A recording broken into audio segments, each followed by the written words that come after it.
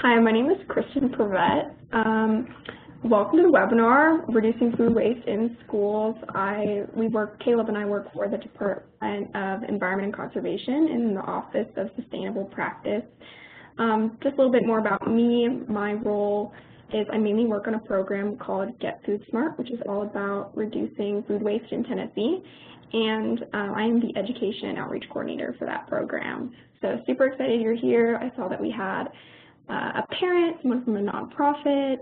Glad to see you guys here. A little bit more about this presentation. We're going to go over a little bit more of what Get Food Smart PN is. We're going to talk about what food waste is, the impacts of food waste, the role that schools can play in reducing food waste, as well as some strategies that could be implemented in schools. We're also going to talk about how our program, Get Food Smart, can help us support you if you're interested in implementing these strategies. And then we're super excited to have Leanne Edwards and Michelle Cohen from Clean Memphis today, who are going to talk about the great work that they're doing in Shelby County to reduce food waste in schools. And then finally, we'll have time for questions. But if you have questions as we go along, as Caleb said, feel free to type them in the box, and we can answer those as we go too. All right, so Get Food Smart Tennessee, again, is an initiative from the state all about reducing food waste. And what we do is we provide resources and support to consumers, schools, businesses, organizations, all Tennesseans, help them understand the impacts of food waste and how to take meaningful steps to prevent it.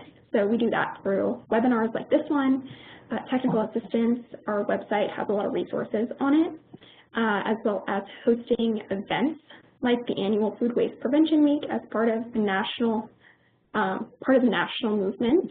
And then we also just serve as a main contact for food waste for the state.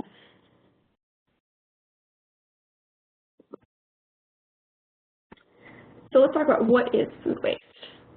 And when we talk about food waste, we have to talk about surplus food. So that's just defined as food that goes unsold or uneaten. And actually 30% of the U.S. food supply is this unsold or uneaten food. And to put that in perspective, just how much food that really is, if we tried to have a mega farm big enough to grow all of that surplus food, that farm would have to be as big as the states of New York and California combined. So this is a truly massive amount of food that we're talking about that's going unsold and uneaten.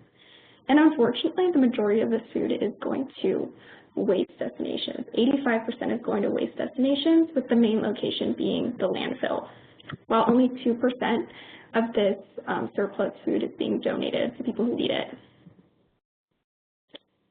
So obviously all this food waste has big environmental impacts, with the biggest one, or big impacts, but the biggest one being social, right? We have all this extra food, and we also have food insecure people. So in Tennessee, 1 in 7 people are food insecure, and 1 in 4 children in Tennessee are food insecure. And in the United States, we're losing 120 billion meals, which is enough to feed the 1/3 of the entire U.S. population for a year. But it also has some pretty significant environmental impacts to waste all this food. Our food systems are very complex to get food from farm to fork, and it takes a lot of resources like energy and water. You have to think about all the resources it takes to cultivate land, to create, process, and distribute fertilizers and pesticides and insecticides, the resources it takes to irrigate cropland, and then to harvest those crops and wash and trim and ship and package. And maybe you're having to refrigerate the entire way it's being transported, and then maybe it's ending up in a grocery store where it has to be refrigerated again. So our food systems are very complex and very resource demanding. So all food has a resource footprint embedded in it, and all these resources have their own environmental impacts, like, for example, greenhouse gas emissions. So this is a stat by the EPA, so that each year the emissions caused by wasted food in the United States is greater than emissions from all domestic flights, plus international flights by U.S. airlines. So wasted food is a problem both socially and environmentally. And it's a very complex issue. So what role can schools play? 30 to 40% of food served in schools ends up wasted in the United States. And in Tennessee, we're serving millions of breakfasts and lunches every year.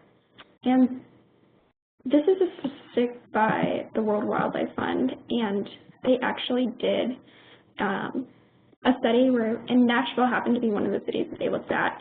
And they found that, Nashville is no exception to this. We're also wasting food here in Tennessee. Granted, this is a small sample, only 3 participating schools, but with this data we have, we can see just the sheer amount of food that's being wasted in schools. They found that 63 pounds of food was wasted per student per year, per student per year, and almost 40 cartons of milk were wasted per student per year. So if you're thinking about on the scale of the classroom, that's already a lot of food. Or you could think about it on the scale of a school, that's a lot of food. But then when you're thinking about it on a district or statewide scale, that's a lot of food going to waste. And food in schools is a particularly important problem to solve because schools have high-value food. That food has already gone through the entire food system. Money and resources have already been invested into growing, processing, and transporting that food to schools, giving it high environmental and financial value. But food in schools also has really high social value because of its proximity to people who need it, right? That food, that extra food, surplus food in schools that's going to waste has proximity to communities who need food insecure people, rather so than extra food that was maybe unharvested for a farm is tilled back into the soil. That food is already far away from communities and less money and resources have been invested into it than the food we already have here in our schools. So great news is there's no one way to solve food waste in schools. There are many different stakeholders that can be working and are working in the United States to help mitigate food waste in schools, either on a school scale, on district scales. So whether you are a parent, a volunteer, or community member, or a faith-based organization, or whether you're a nonprofit, like food bank or food center organization, or a sustainability organization like Clean Memphis, or you actually work in education, you're a teacher, school staff, district staff, cafeteria staff, counselors, or even a school-based social worker, there are all things that we can do based off of our resources and on different scales to address this problem if you're interested in it. So I am about to go through some different strategies aimed at reducing food waste in schools. So if there is somebody that you're thinking of, like, oh, so-and-so would love to see this webinar, I wish so-and-so were here, I think that this nonprofit in my community would be interested in this kind of initiative. This is recorded, so we're going to be posting it on our website, so we have on our YouTube channel, so you'll be able to share that with anybody you think who would be interested in being a part of food waste solutions.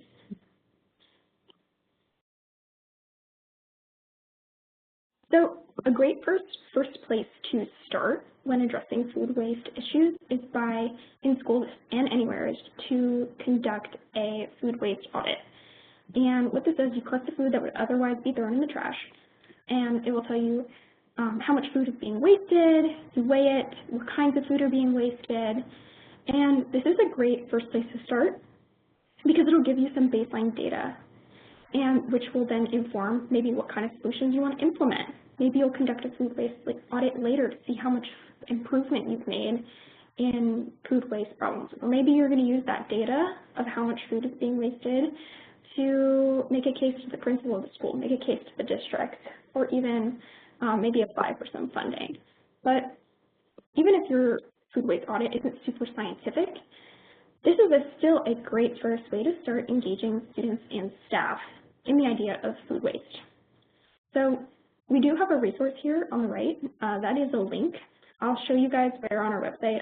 I'll post this slide deck so you'll have access to all those resources. Just click it right there and I'll take you to the guide. This guide is student engaging. As we go through the presentation, you'll see that a lot of our resources are aimed at incorporating students as part of the process. And that's because students are the ones being served in schools, and therefore their buy-in to a solution really impacts the success. So you'll see a lot of the resources involve students as well. And a food waste audit is a great way to start doing that. After a food waste audit, some great solutions to implement are ones that prevent food waste from occurring in the first place. So for example, that could look like addressing the menu, thinking about did they find through the audit that there are unpopular menu items? Or is there produce like clementines that maybe students want to eat but are routinely unripe or undesirable for some other reason? Maybe the packaging is too difficult to open for elementary schoolers where they want to eat that food but they just don't have enough help to open it. So you could collect that information through an audit, through student feedback form, through allowing choice, or if you work in the nutrition realm, even the unpopular menu items, let's be honest, are probably the healthy ones. So maybe hosting a food tasting expose to increase adventurous eating. Another preventative measure would be time. Often they found that students just don't have enough time to eat because either they're chatting, long lunch line. I know I used to be a teacher and my students were running to the lunch line so that they would have enough time to eat. So I know this is a tricky one to address given the constraints of schools and school districts, but increasing the lunch period, if you're interested in making a case for that, we do have a resource for that. But also just maximizing lunch line efficiency so that students have enough time to eat will reduce food waste. And it's also been proven that having lunch after recess will reduce food waste.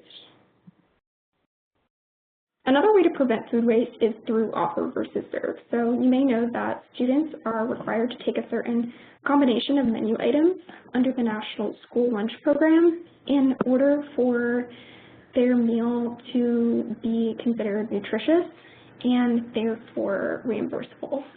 So this can be a little confusing with ever-changing menu items. Because of this confusion and because maybe lunch line efficiency, students are automatically being served items that they might not want and technically aren't required to take under the National School Lunch Program. Students might also be taking extra unwanted items due to confusion, leading to more food waste. So implementing a clear offer versus serve system, meaning what are we offering, asking kids, do you want this, or do you want this today, versus what we're actually serving them can help. And part of that is ensuring that kitchen and cafeteria staff are understanding that process. We're helping the younger students, maybe even before they get to the lunch line, or informing older students, or providing signage to help them make those decisions. And we have a USDA guideline here if you are interested in looking further into that. One of the most preventable, one of the most wasted foods in schools is milk, and this is actually very preventable. The reason why it's so wasted are for a couple reasons. Some are finding that, some schools are finding that staff are automatically serving students milk as part of the National School Lunch Program, where it might not always be required that day, depending on the menu. Oftentimes milk is more accessible to students. I remember at one of the schools I worked at, students would grab milk off the line because otherwise they would have had to put their tray down and walk across the cafeteria to the water fountain and get a cup. So they were just taking the milk out of convenience and only taking a few sips and wasting the rest. Another solution for reducing food waste that has been proven really successful, specifically financially, are implementing bulk milk dispensers. This has been saving school districts a lot of money, as well as reducing milk. So if you're interested in making a case for bulk milk in your school district or in your school, we also have a resource for that. And This is a great focus because milk is a high-value food. It has a shorter expiration date than something like a granola bar or canned goods, and also it has to be refrigerated, so there's extra energy. So both financially and environmentally, addressing milk is very successful. But after any type of prevention solution, the next step would be recovery. So we have all this extra food in schools. How are we making sure that we're getting it to students and people who need it? And this is a great way to start addressing food insecurity, specifically through share tables. This is a very popular strategy for addressing food waste. And what this looks like is having bins in your cafeteria or maybe a mini fridge where students can place their unwanted food items. So we're not talking like an open plate of spaghetti or a pizza, we're talking packaged items. Maybe those unopened milks, unopened granola bars, chips, and also fruits with peels on them like bananas and oranges. And then, other students can come up and take the items that are on the share table, or these items could be sent home at the end of the week through any kind of like take-home backpack weekend food program that might be running in your school. This food could also be given to students after school if they don't have an after-school snack before after-school sports or programs. They can have the share table can provide those. Or if a class has a snack time and they have a particularly early lunch, so they have a snack time in the afternoon, these could be used to support that. Or that food could be donated to a food pantry or other program in your community that's looking for food. So if you're interested in starting a share table, we have a guide to that as well. If you're interested in learning more about the safety guidelines, because I know that is a concern when you're talking about sharing food. Again, we're only talking about packaged food here. If you're interested in those safety guidelines, we have them outlined here from the Department of Education. And we also have some information on donor liability. A concern of some people when they're talking about donating food that's already been served, even if it's packaged, they're sometimes concerned about being held liable if that food has for some reason gone bad. But fortunately here in Tennessee we have laws, and we have federal laws that protect people who are donating food from being liable if it accidentally goes bad. So if you're interested in learning more about donor liability and feeling better about donating food, we also have a resource for that. Aside from a share table, simply allowing students to save food for later can also significantly reduce food waste in schools. In many schools, there's a misconception that food can't be taken outside of the cafeteria consumption area because of safety reasons. And while you might not let a kid take their plate of spaghetti and put it in their backpack and eat it at 3 o'clock when the bell rings, that's not safe because it needs to be refrigerated and it's already opened. Like, again, we're talking about packaged foods here. That is safe for them to do. So allowing them to take those and put them in their backpacks or put them in their locker or take them for a snack later would reduce food waste. But there's also, I think, a lot of teachers run into the issue of food in classrooms. So maybe looking back at what your school's policy is about kids having food in the hallways and food in their lockers and food in classrooms, and maybe readdressing that and finding a way to work around that so that food isn't going to waste and it's going to the kids who might want it or need it.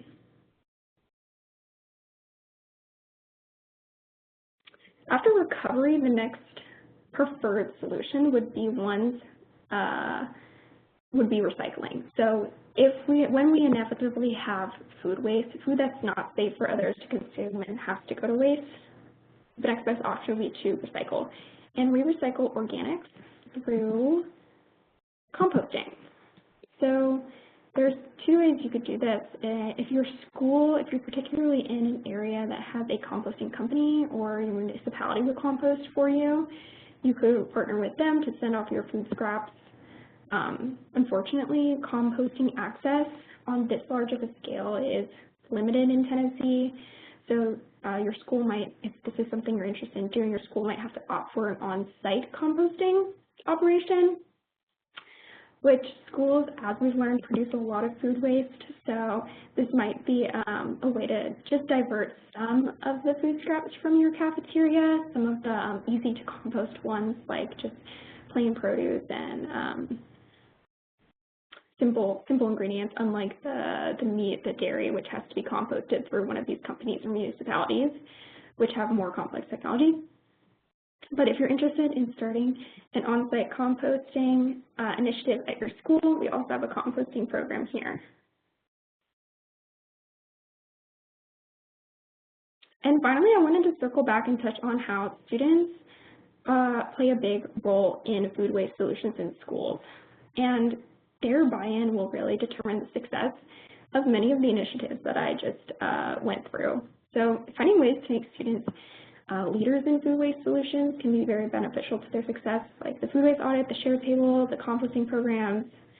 Finding ways to incorporate food waste topics into curriculum. If you know anybody who's already doing this, I would love to talk to them. If you could connect me with them, that would be great. But even doing simple things like putting up food waste signage in the cafeteria or sending home information from families can help start this conversation around food waste. Or if you are running an initiative in your schools, you could have a student talk about it on the daily news or hold an assembly to kick off some kind of initiative. And finally, your school could even host its own food waste prevention week. I mentioned it earlier. My program, we help coordinate and be a central location for food waste related events happening across the state during Food Waste Prevention Week. And if your school, which is usually in the spring, but this year in 2026 it's going to be moved to the fall. But if your school wants to put on a mini week or be a part of the National Food Waste Prevention Week to kick off an event or to just help raise awareness, that brings me to my next slide of how can we help you. If you want to keep in touch with us, well, first of all, here is our Get Food Smart TN website. This is our schools page.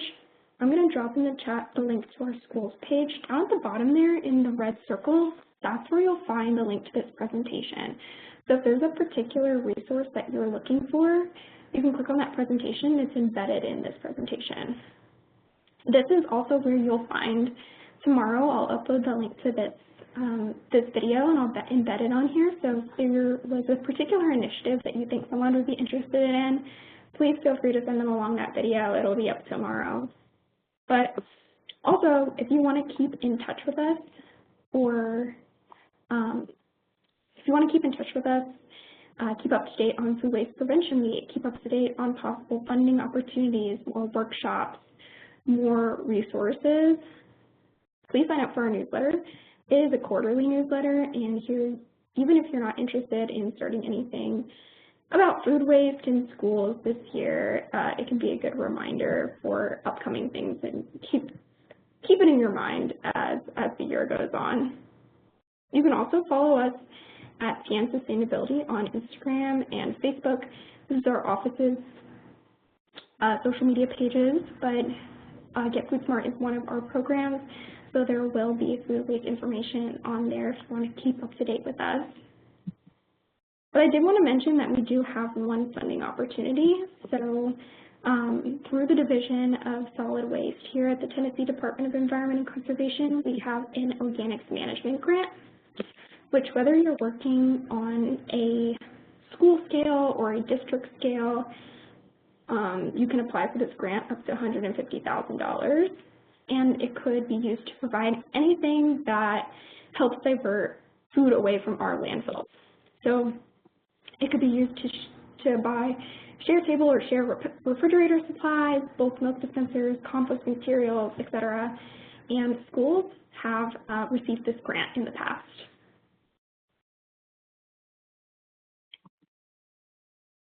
And I will say that opens, we have a link to it here if you're interested in that, and that opens in, I think, January. So if you sign up for our newsletter or follow us on social media, I can help you keep up to date with those deadlines. And finally, if you have an idea, if you want to talk through maybe some solutions or have more specific questions to maybe a potential strategy for reducing food waste in your community, in your school, feel free to reach out. This is my email. And without further ado, I'm going to turn it over to our guest speakers here from Clean Memphis. We have Leanne Edwards and Michelle Cohen, and they're going to tell you about the ways that they're using their role in Clean Memphis to address food waste in Shelby County. Thank you, Kristen. My name is Michelle Cohen. I am the Director of Education for Clean Memphis. And Clean Memphis is a sustainability organization that works to partner with businesses, schools, and residents to decrease waste and make a more sustainable Memphis. So this is a partnership that we have. We're reducing food waste in schools, and we couldn't do it without a partnership with the Memphis Shelby County School District. Our project goals are about reducing waste, but also supporting nutrition of our students and increasing the awareness of the issue of food waste across our education system. Our strategies have to do with student-based food waste audits. Our audits are based in 4th grade, and Kristen did a great job of describing like the process of food waste audits. We'll talk a little bit more about that specifically and how ours might differ from some models that are out there. We also are really leaning into offer versus serve education. We found the lack of understanding of offer versus serve to be a huge issue in our schools that is contributing to massive amounts of food waste. We've put in share tables in our schools to address both the issue of waste as well as student nutrition. And we are partners with our nutrition services division by sharing data with them from our school audits. So the information that we've learned from our audits has been very telling about what some of the causes are. And we've been doing food waste audits with students since 2019. If you're familiar with Memphis at all, here's a good here's a list of the schools that we're currently in. We're also in a few public charter schools. So here's our students. We work with food waste audits. We work with 4th grade, and honestly, at this point, we are teaching a full semester to 4th grade students on food waste. Now, what that looks like from Clean Memphis perspective, it's not every day. We teach students once a week, every other week. So we see students every other week, but we see all the 4th graders. And 4th graders are really leaning into the issue of food waste and conservation, and then action. So one of the things that we focus on in our food waste audit is our share table potential. This last year, 2025, is the first year that we actually put in share tables in the Memphis Shelby County schools that were able to go past the lunch period. So our audits this fall, everyone is really looking forward to, because we'll be able to actually capture not just the share table savings of food waste, but also the hot food that we are not we've not gotten a handle on since our offer versus serve training. So for example, one of the things that we do in our audits that's a little bit different, some of the models for food waste audits are theoretical. So students are gathering information for their own data, for their own information about what foods are most wasted. And of course, vegetables and fruits are the most wasted. We know that from research. But what we've done in our food audits with our school system is to be a little bit of a better partner. If we told the Memphis Shelby County Schools Director of Nutrition that vegetables and fruits were the most wasted food in the schools, and milk, that would not be very helpful to them. So what we do is that we run audits in 11 schools every fall on different days, either 1 or 2 day audits depending on the size of the school.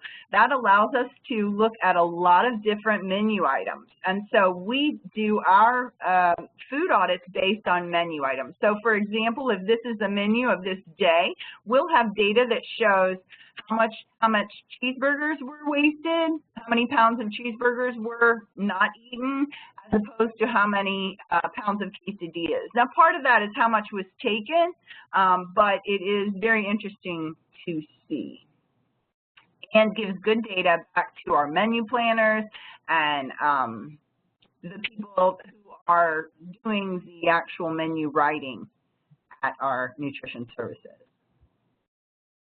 Measuring food waste, this is a great, again, it's a great 4th grade skill, learning how to use a digital scale. They understand and learn how to tear that scale so that they can weigh it. And we do weigh and measure all the data by menu item for each lunch period. So for example, you'll have wasted hamburgers for the first lunch period, which might be kindergartners and 1st graders. You'll also have data from the 3rd and 4th grade lunch, the 5th and 6th grade lunch, etc. So you can also give some really detailed data about the 4th graders are not wasting food because they've had this food waste education, but the 2nd graders are wasting food terribly, things like that. Then we, as that partner that is really in the schools on boots on the ground in our cafeterias, we do report data back to nutrition services, sometimes both in reports and sometimes on the fly. So sometimes some trends come up that we are noting that might be something, it might indicate there's something going wrong in the process. For example, if every student had a milk, every student isn't required to have a milk, like Kristen pointed out, but if every student has a milk, then something's wrong with offer versus serve.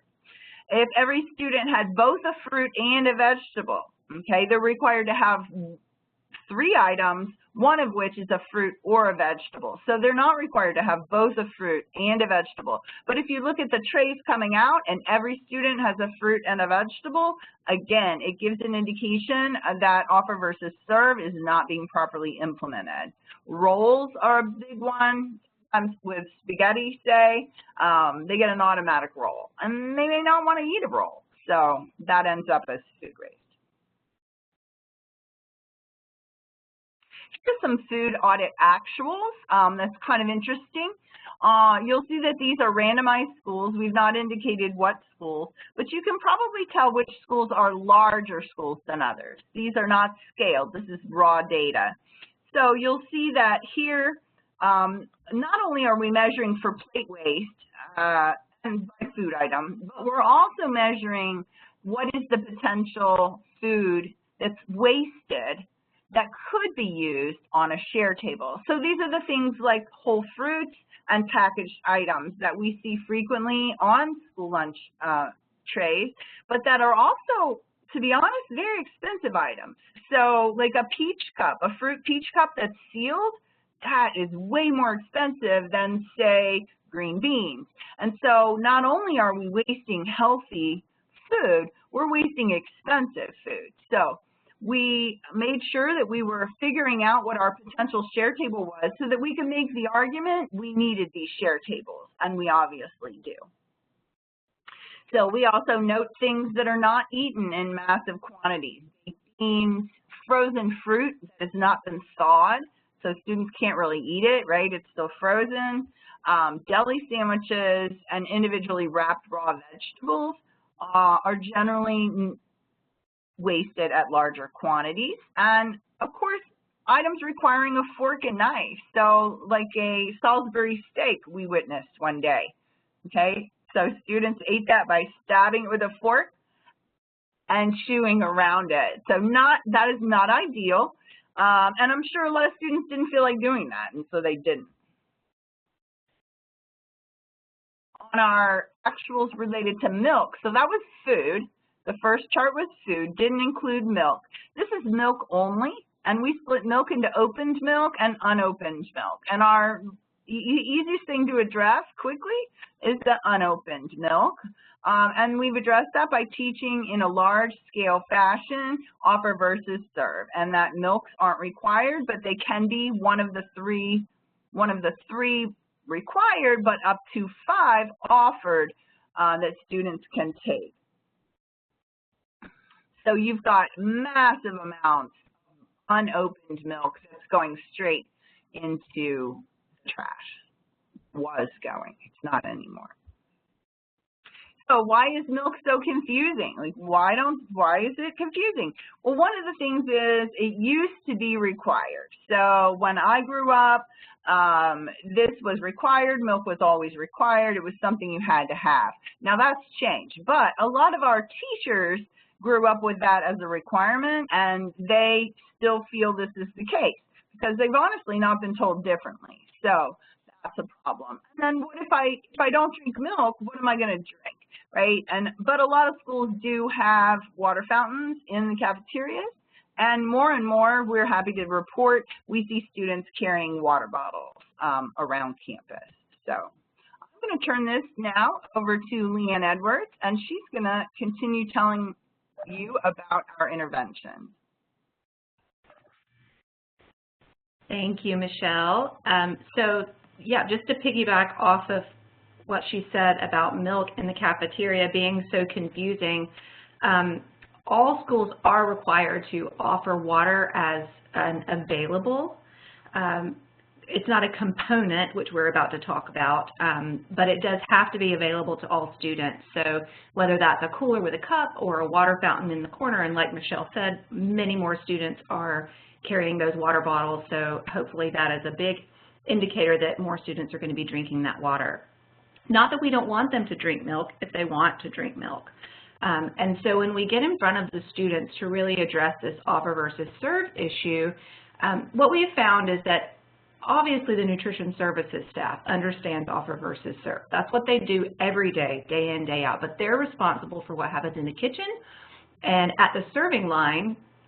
And when a student comes in confused about what it is they need to take to get out the other side, or when teachers or monitors are confused, like Michelle said, then it can cause some additional food waste that we're trying to capture beforehand. So just like Kristen's slide where we start with prevention and then we move on to recycling, that's the same track we're taking here. So we start with offer versus serve training as the prevention method. And many of you on the call may already know the National School Lunch Program components, but this is what we do with students, and we do it in front of all the adults in the school so that everyone hears the same thing all at the same time. So there are 5 components offered, and those are meat alternate. Meat alternate is just those vegetarian options like chickpeas or beans or yogurt or cheese sticks, things like that. Then grain, fruit, vegetable, milk. So they have 5 offered to them. They need to choose at least 3 of the 5. And one of those 3 that they choose needs to be a fruit or a vegetable. The requirements for offer versus serve are the same K through 12. The serving sizes are different in some cases for the older students, but what the students are faced with when they get in the cafeteria is the same, K through 12. And there's no limit, there's no regulatory limit on the consumption of fruits and vegetables. So that is up to the district. There's a minimum requirement that they have to offer to the students, but there's no maximum, which is why you see salad bars in schools sometimes. Only pre-K is required to take all 5 components if they are going through the lunch line as a pre-K classroom. And that's so they get used to tasting some pieces of everything. So when we're teaching, we're also listening to where confusion happens and where we can step in with some advice. What we know is that students, even if they understand offer versus serve themselves, even if they understand they don't have to have a milk, if a teacher or an authority figure around them tells them to pick up a milk, then they are not going to balk at that. So again, that's why it's so important to have everyone hearing the same thing. But here are a couple of tricky situations that we've experienced that we've been able to speak to and hopefully get going in the right direction. So if you remember back to that requirement, we have 5 components offered. Students absolutely can get all 5 components. They can get multiple vegetables, they can get multiple fruits. So when we're coming in front of the students, we are not saying, don't fill your bellies. All we're saying is if it's going to go into the trash can, there are things that you can decline. So if a student selects a hamburger and an apple, for instance, that's only 2 items of food, and so there's confusion around that. Is that all the components I need? Is that everything that's required? And the answer is yes. A student could simply choose a hamburger, which has a grain and a meat component, and an apple, and that be their full meal. Additionally, an elementary school student could take an apple and some broccoli and a roll, and that also fills the requirement. Then we have this last student here that we'll talk about. This student selected carrots, broccoli, and an apple. For this one, they only have met 2 components. They have a vegetable, they have 2 vegetables, and they have fruit. So that student does need to choose another item for offer versus serve. So this is just an example of some of the scenarios we see. We talk through this with the supervisors and give them ways that they can work with whoever the teacher or monitor or person who's confused might be, just to help everyone be on the same playing field. So that's our prevention strategies, making sure that students understand what they can decline if they want to decline it, and that automatically reduces food waste. But we know that there is going to be some food available to share at the share tables, and so we have been exploring how do we share the food to its highest potential, and given what Kristen said earlier about having limited time to eat, sometimes you can't have all of your share table items consumed during the meal period, which is the general practice, is that a share table is active during a meal period. You can donate items, share table items, to a nonprofit organization like a food bank or an organization that deals with people experiencing food insecurity. One of our expansion, probably our largest impact on our share table expansion, is that we as a nonprofit organization allow the schools to donate the food virtually to us so that then they can share it as they see fit to the students, whether that's later in the day or if they send it home on the bus with students. So if you're thinking about a share table, that is a very important caveat, is that the regulation states food and beverage items may be donated to a nonprofit organization. There are different ways of understanding that, whether it is you may only donate to a nonprofit organization, in which we can be that for our local community, or some states hear it as it's an option for you. And so depending on how your state understands it and provides guidance on that is how you can work through getting that food to students after the bell. So we have a monitor that keeps everything safe and tracks it, and we put systems in place. We work with the principal to figure out where the food needs to go. We supply refrigeration, stipends for the monitor for a year, cooler bags, everything they need to keep the food safe. And then we're there for technical support whenever they need us. And like Kristen said before, there are lots of liability protections in place federally and within the state of Tennessee. Tennessee bolsters the Bill Emerson Good Samaritan Act and then the Food Donation Improvement Act, which provide liability protections to folks donating in good faith. Tennessee says that you can donate at or just past date items if they meet all standards of quality. So we have some good safety precautions for the state of Tennessee. And we'll continue to work with the school district throughout our partnership, giving them the feedback that Michelle talked about.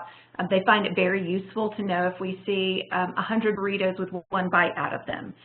So we continue to do that. We give them student surveys. We call them if we see an emergency, and they're just wonderful partners to us. So this issue of milk, we've all harped on it because it is extremely prevalent. After a 2-day audit where we saw 200 unopened milks, which there's no reason to see an unopened milk on a student's tray at all, we put in this offer versus serve training, we set up the pilot share table, we put a monitor in place, and we saw a 73% reduction in unopened milk waste. And what was still existing was later shared with students, kept safe and shared with students. So none of that unopened milk went into the trash can. And we've learned that a strong partnership with nutrition services is really key to scaling this and showing real impact. We have a wonderful relationship with our nutrition services department because they see these reduction strategies as savings to them they can put back into the food they're purchasing. And then they see these sharing strategies as a way to get more nutrition to students, which is what they really want anyway. We know that breaking habits are hard, so we keep going back and educating, and when turnover happens, we make sure that that training is simple. And then we provide additional marketing resources, so students can have some indicators of the choices they have in front of them. Remember, milk is a choice, or would you like a vegetable today? We also have made headshots of our cafe managers, so folks can see them as a professional in the space. And then this is just a little look at this is what our materials look like, tasty food, not wasty food. We have several of these posters, some addressing milk, some addressing other things that we hang up throughout the school. So with that, we're just working together to reshape the local food system, and we are so thrilled to be here speaking with all of you, and I know we're all happy to take questions. Yeah, thank you so much, Leanne and Michelle, for that presentation and sharing with us your successes and how you overcame some different barriers. Really appreciate you guys being here and all the good work you do. If anyone has any questions for us, feel free to type them in the chat, and we're happy to answer those.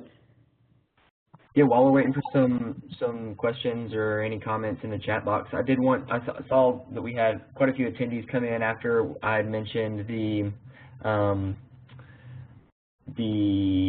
Mentimeter question. So I'm going to go ahead and share that screen again. If you have your phone and you don't mind, scan that QR code or just go to menti.com and use that 8-number code up top, 49198368, and it'll ask you a couple questions,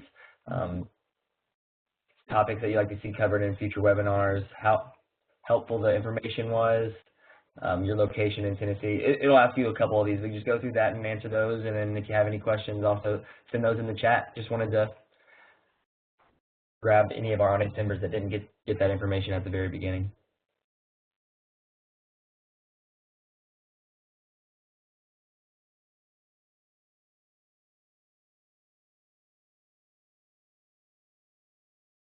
I have a question that came in. It says, if you want to be a part of a food waste audit at a school, where do you start? So I don't know who wants to take that one. I think that's a good one for Michelle.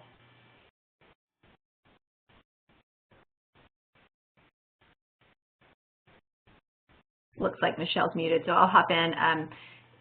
Michelle and her education team work very closely with school principals. And so that is a great in to an individual school site.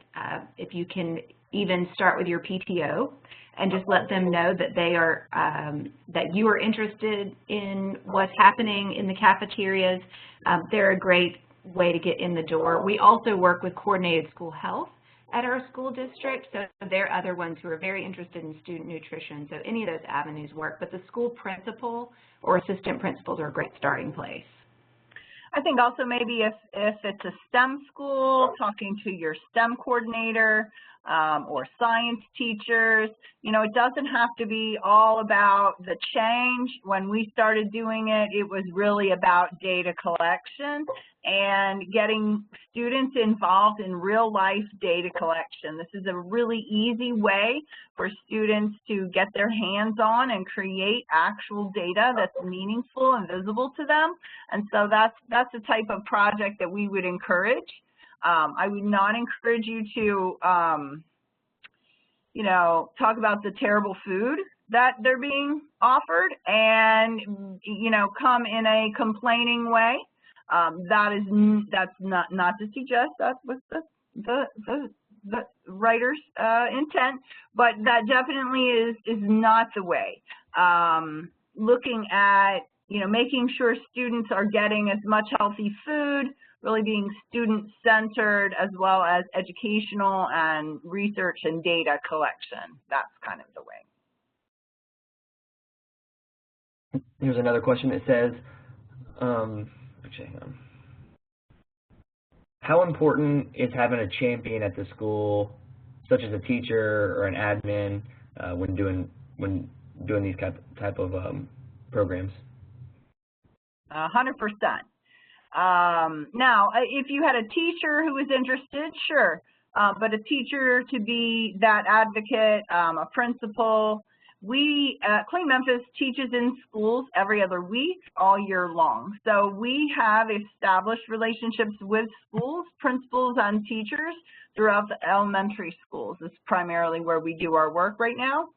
And so definitely having a champion, someone who's really very interested in, you know, learning about what's going on and seeing, can we get some of that wasted food back to students.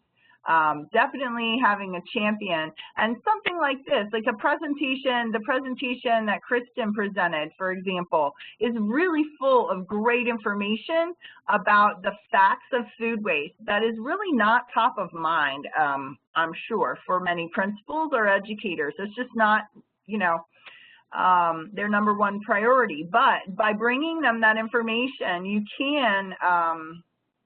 you can share the feeling about the importance of food waste. And of course, especially if you are in a location that has a high proportion of students with food insecurity, that's an additional compelling reason.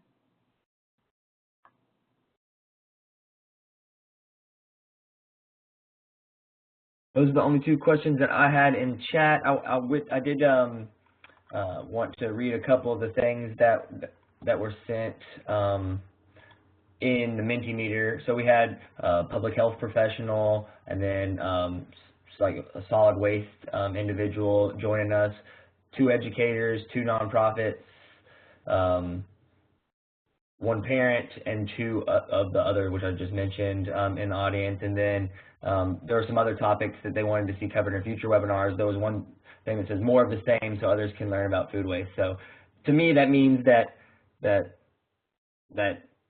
was full of good information, and you know, maybe this is something that we need to keep having webinars about, because it's really good information. And if we can get the right people in front of, you know, the work that you're doing, you guys are doing it at Clean Memphis, and information that Kristen has, and with our programming, you know, maybe it can make a change more than it already is. So just want to say thank you so much for y'all's time. Thanks for everybody in the audience for being a part of this. If you're eating dinner tonight or laying in bed and thinking, man, I wish I would have asked that question, you got one of our contact information, somebody's email that was speaking on this, mine or Kristen's or Leanne or Michelle's. Shoot your questions over to us. We'll try to help find, you know, the right links, the right resources, or be those for you, so that we can make a difference. But once again, thanks everybody. I hope everybody has a good night, and there'll be a follow-up email coming in the next couple days. So Thank you so much.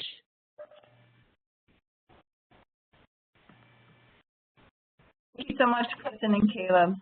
Thank you.